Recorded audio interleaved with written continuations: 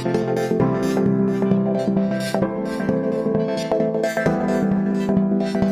everyone, welcome to another video by myself, Andrew DFT. And of course, by the title below you can tell that this is part 2 of the how to make a FORTNITE suppressed pistol. So when we left off, we had a lot of the main bulk of this gun already built. We now need to go and add a bunch of little additional layers and final little details to really finish this gun off and make it look like the one we're trying to achieve. Of course, chucking in the suppressor at the end will be the necessary feature to, of course, complete and round off the design. But enough talk. We'll jump right in and get started on finishing this build off. Okay, so the first thing we're going to do is we're going to make a new piece of template. This isn't on this section, we're going to create this new. We're going to make a rectangle of 1.5 inches by 2 inches long. This section is going to be where the bullet is usually ejecting from the main point of the gun. We're going to do this out of 2 pieces of foam, and we're going to add a depth line in 90% of the way through one of the layers, so that way it will sit flush with the bottom layer when we glue it together. We're now going to add these horizontal lines up top here, and then a depth line about 3/4 of the way through that layer of thickness.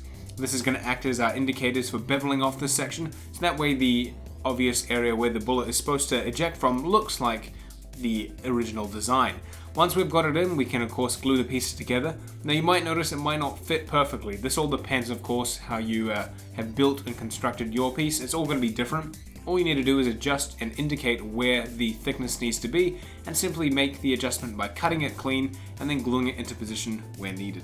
Alright, so now we're going to work on the holographic scope section. What we're going to do is grab the template, go ahead and transfer it onto the foam, being sure to flip it to get the left and the right. We're going to add these 2 additional segments which are at a width of 1.1 inches. And of course the other one there is at the length of 1.1 with the width of the actual piece of the template. You can then go at a depth line halfway through all these individual layers, that way they are nice and thinner and don't appear as this giant thick blocky section on top of the gun. Once they're cut free, we can go ahead and break apart the template even further to transfer in these nice perimeter lines, which will of course be detailed later on. Once you've got them all stuck in with the nice lines, you can go clean them up, and then we're going to take a craft blade, a nice sharp one I might add, and go and score these lines. Remember, just breaking the surface, not going too deep. We don't want to cut all the way through this, otherwise you'll find some problems very shortly.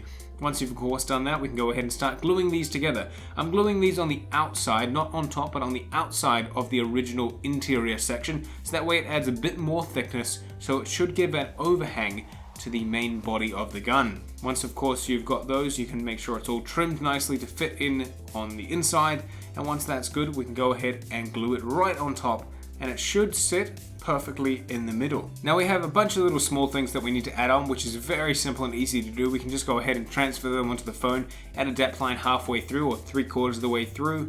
We might go 3/4 actually, make it a bit thicker, and then just trim off the textured side and go ahead and just glue them straight into position where they need to be. These are very basic, simple pieces of detail which don't need any major work. You just gotta put them on and leave them to be. Let them sit there. You can customize them if you want, change different things about them, but ideally they just need to be basic.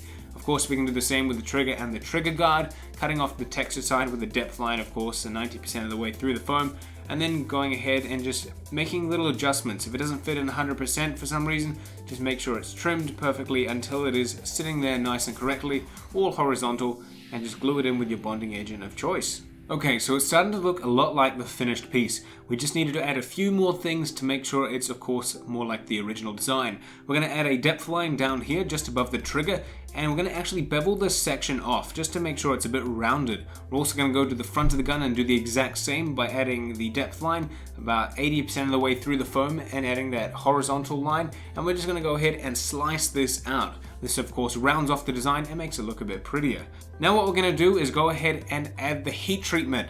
So obviously where we've gone and scored all these lines, we're now really going to seal this thing together and make it look awesome.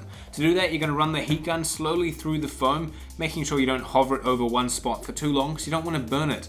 Once that's done, you should really notice a significant difference in the texture of the foam. It's now more condensed, it's solid, it's starting to really highlight those scored lines, and all the detail that we initially put in is really showing now. This is my favorite part of the stage of construction because the gun looks absolutely fantastic.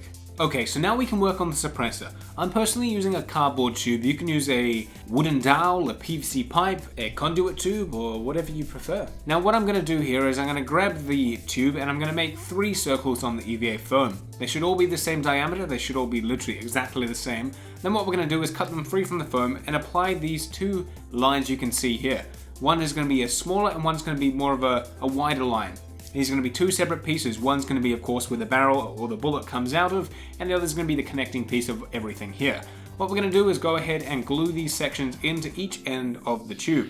Now I'm going to start with the one that has the hole in it, of course, that way if I make a mistake, which I actually do here, and I push this piece a bit too far, obviously it'd be a bit hard to do it and get it out. So what you can do is you can use a long paintbrush or a stick or whatever you have to push it back, make it flush, and sit right. Then we're going to grab the smaller piece and actually glue it right in the middle here. Now you want to make sure this is 100% set and hard and solid before we go ahead and progress by gluing the actual suppressor on.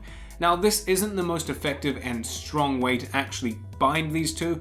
It personally works here because the cardboard is very light and I know I'm not going to move it much. If you do want to run around this thing, I would suggest maybe using a wooden dowel and go maybe an inch or 2 into the actual gun and maybe an inch or 2 into the actual suppressor barrel, so that way it strongly holds together. Now obviously we've put all these layers together and you can see we have all these seams. A technique I like to use some art clay to go ahead and actually seal all these together so that way it becomes, well, seamless.